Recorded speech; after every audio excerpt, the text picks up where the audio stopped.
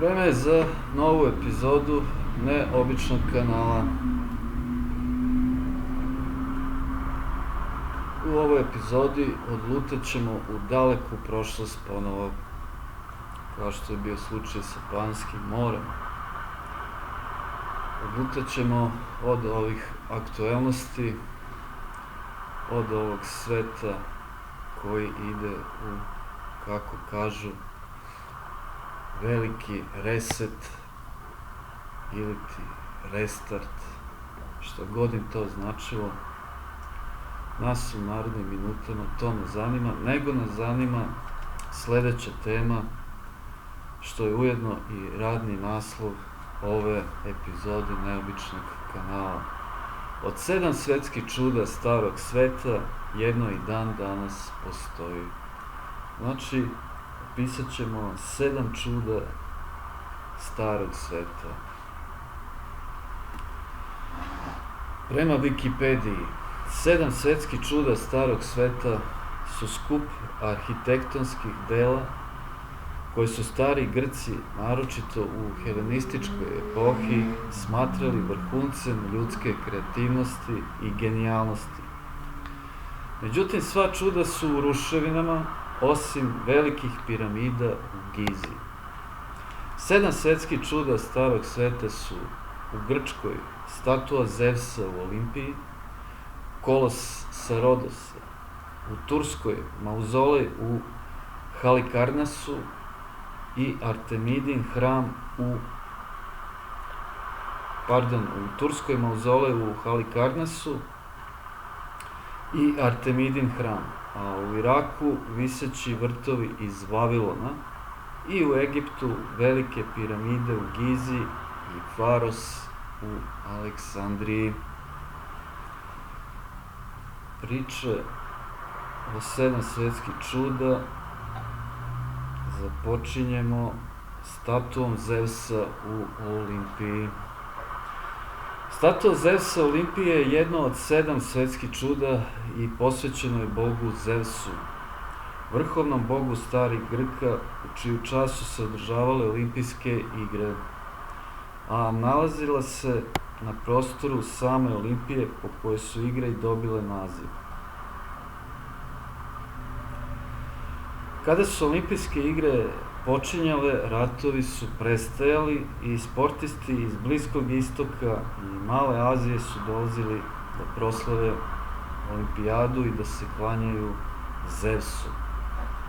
Računanje vremena kod starih Grka započinje 776.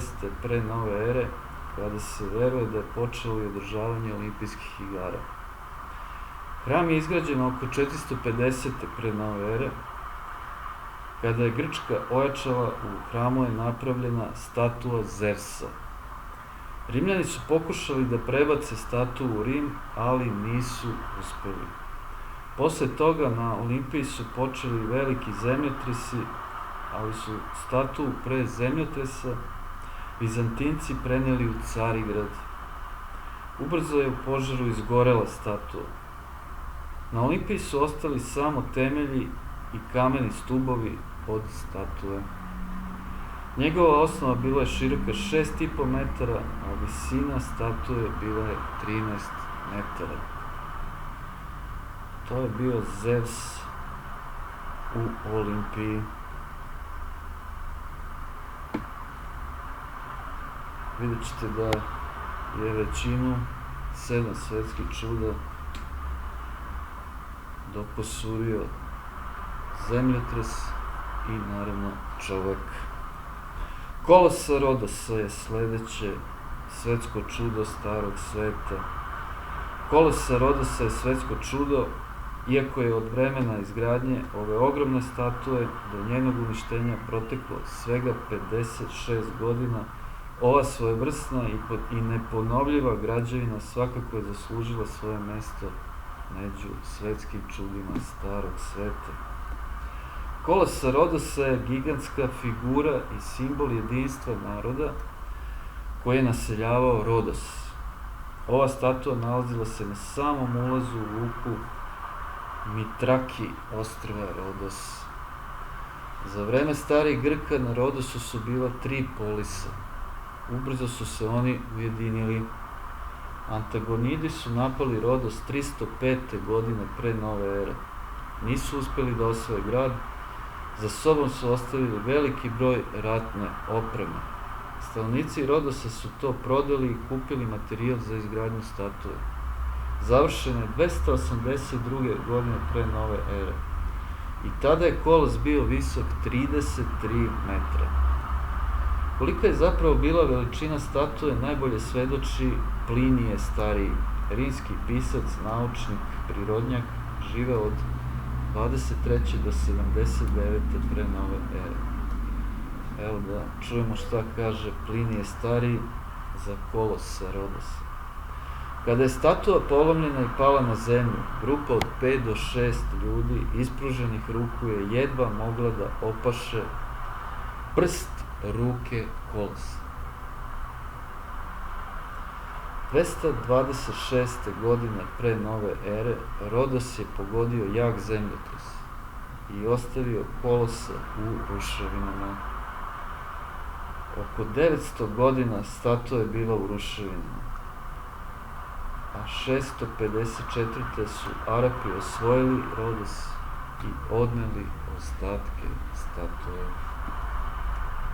Znači, da ponovimo opis Plinija Starijeg. Kada je statua polomljena i pala na zemlju, grupa od 5 do 6 ljudi ispruženih ruku je jedva mogla da opaše prst ruke kolosa. Prst. Evo, zamislite sad moj prst i 5 do 6 ljudi da ga opaše. Kolosa Rodosa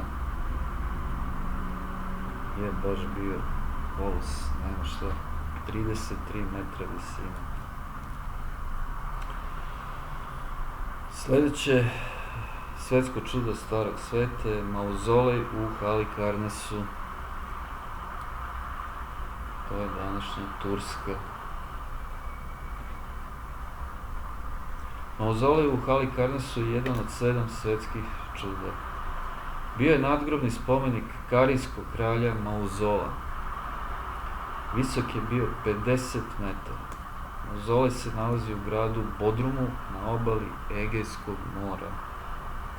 Kada je Persijsko carstvo podijeljeno na provincije, provincija Karija se osamostalila.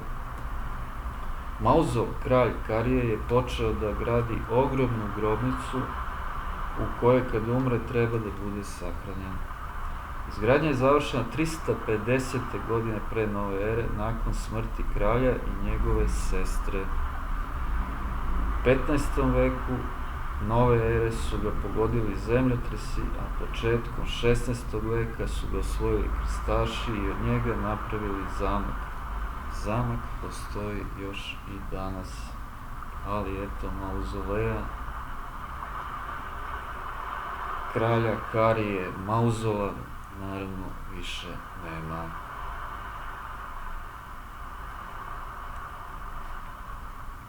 Četvrto svetsko čudo, četvrti opis svetskog čuda starog sveta je Artemidin hram, koji je takođe danas na prostorima Turske. Artemidin hram je starogrčki hram posvećen boginji lova Artemidi. Izgrađen je oko 550. pre nove ere. Novac za izgradnju velelepnog mermernog hrama izdvojio je lidijski kralj Krez. Hram je osmislio i projektovao grčki arhitekta Herosifron. Hram je bio ukrašen bronzanim statuama koje su izvajali najumešniji umetnici tog doba: Fidija, Polikleit, Kresilas, Fradman. Hram je služio kao religijsko zdanje, ali i kao pijaca. Hram su posećivali stranci, trgovci, umetnici, pa čak i kraljevi. U noći 21. jula 356. pre nove ere čovjek po imenu Herostratus je u nameri da se proslavi zapalio hram koji je sagoreo do temelja. zanimljivost je da je te noći rođen Aleksandar Veliki. Kada je osvojio Malu Aziju, Aleksandar je obnovio hram, ali hram je ponovo bio srušen od strane Gota 262. u novoj eri. Efežani su htjeli da ga obnove, ali su ubrzo preobraćeni u hrišćanstvo. Danas se tu nalaze samo ostaci hrama. Artemidin hram. Ostadoše samo ostaci od ovog svetskog čuda starog sveta. Idemo dalje, stigo smo do visećih vrtova iz Vavilona. To je današnji Irak. Viseći vrtovi iz Vavilona su svetsko čudo starog sveta koje je vavilonski car Navukodonosor II izgradio za svoju ženu Samiramidu, da bi je raspoložio, kako kažu mitovi. Sve do 20. veka mnoge misterije vezane za viseće vrtove nisu bile otkrivene. Čak se i danas arheolozi bore da prikupe dovoljno dokaza pre nego izvedu konačne zaključke o tačnoj lokaciji vrtova. Neki podaci ukazuju da je hram izgradio drugi car i to 1000 godina kasnije. Novim arheološkim istraživanjem drevnog grada Vavilona u Iraku otkriveni su temelji kraljevske palate, ostaci lučnih svodova i odličan sistem navodnjavanja u južnom delu palate, kao i masivni zidovi debljine 25 metara, za koje se pretpostavlja da su ostaci samih terasa. Detaljnije opise vrtova iznose i poznati starogrčki pisci tog doba Strabon i Filon Vizantijski. Evo izvoda iz njihovih dela. Vrtovi su oblika kvadrata, stranice dužine oko 4 pletre, stara mera za dužinu. Sačinjavaju ih lučni svodovi koji se uzdižu nad popločanim osnovama, a terase su izgrađene stepenasto, jedna na drugom pod različitim uglovima. U vrtovima se uzgajaju egzotične biljke, posađene na same terase, poduprte kamenim stubovima. Potoci vode teku s visina i ispuštaju se u slapovima do tla. Oni navodnjavaju sve vrtove, natapajući korenje biljaka i čineći ceo predeo vlažnim i sparnim. Tako je trava stalno zelena, a drveće buja. Ovo umetničko delo kraljevskog luksuza odaje utisak prirodnosti, jer se uticaj čoveka u održavanju ovih vrtova nikada ne vidi. Ako možete zamisliti ove opise, tako su izgledali nekada pradavno viseći vrtovi iz Vavilona.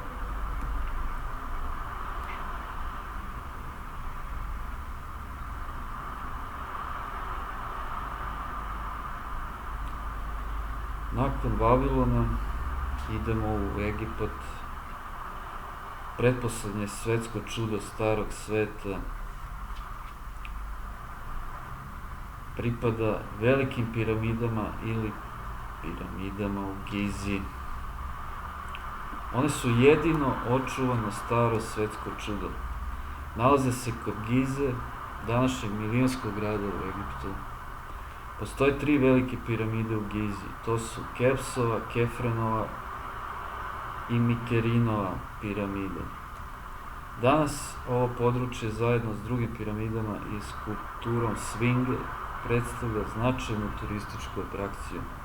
1954. kod Kepsove piramide je pronađen sunčev grob za koji se veruje da je njim prevezeno mrtvo telo Keopsa, koji je bio drugi faraon 4.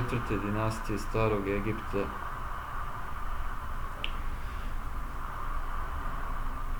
a mrtvo telo Keopsa naravno prevezeno u piramidu. Keopsova piramida je visoka 138 metara. Kefrenova piramida Kefren je bio četvrti egipatski faraon iz četvrte dinastije, je visoka 136 metara, a Mikerinova piramida visoka 62 metra. Mikerin je naslednik Kefrena, egipatski faraon iz četvrte dinastije. Na Keopsovoj piramidi, koja je i dužina 225 metara i obuhvata površinu 5,3 hektara, radilo je 100.000 ljudi. 20 godina po 3 meseca godišnje radili su robovi i seljaci. Keopsovu piramidu ugrađeno je oko 2,5 miliona blokova, isklesanih u kamenolomu na desnoj obali Nila. Kameni blokovi su bili teški od 2 do 4 tone, u proseku 2,5, maksimum 7,5 tona. Veliki granitni neotesani blokovi sa kojima je građen plafon za kraljevski salon težili su preko 50 tona. Jednostavno, i dan danas je nezamislivo tako nešto izgraditi. To su bile velike piramide ili piramide u Gizi, od kojih se posebno izdaja Keopsova piramida, džin nad džinovima. I stižemo do posljednjeg čuda, posljednjeg svetskog čuda starog sveta, takođe u prostoru današnjeg Egipta, bio bi Faros u Aleksandriji. Faros u Aleksandriji ili svetionik u Aleksandriji je svetsko čudo sagrađeno između 300. i 280. pre nove ere na ostrvu Farosu. On je omogućivao brodovima bezbedan povratak u luku Aleksandriju. Svetlo svetionika se moglo videti 50 km daleko. Izgradnju je započeo Ptolomej I Soter. Bio je general Aleksandra Makedonskog i osnivač dinastije Ptolomeida, vladar Egipta, kralj Egipta i osnivač Aleksandrijske biblioteke, Ptolomej I Soter. Završen je posle njegove smrti Faros u Aleksandriji ili ti svetionik i bio je visok 117 metara. Podnožju je imao oko 300 soba. Svetionik je bio prikazan na rimskim novčićima. Kada su Arapi osvojili Egipat, prestonicu su stavili u Aleksandriju. Ubrzo su je prebacili u Kairo. Aleksandriju su pogodila 3 velika zemljotresa oko 1300. godina. Svetionik je bio oštećen, a sultan Egipta je oko 1800. građevinu srušio i od nje na istom ostrvu izgradio tvrđavu koju su Britanci srušili. Danas se tu nalazi pomorski muzej. Znači, na mestu Farosa u Aleksandriji danas se nalazi pomorski muzej. Eto, bila su to svetska čuda starog sveta. Statua Zevsa u Olimpiji, kolosa Rodosa u današnjoj Grčkoj, mauzolej u Halikarnasu, Artemidin hram u današnjoj Turskoj, viseći vrtovi iz Vavilona u današnji Irak, velike piramide ili piramide u Gizi, današnji Egipat, jedino očuvano staro svetsko čudo i posljednje Faros u Aleksandriji ili ti svetionik u Aleksandriji, na čijem se danas mestu nalazi pomorski muzej. Eto, završili smo ekskurziju u vremena svetskih čuda pre nove ere. Odlutali smo hiljadama godina prošlosti.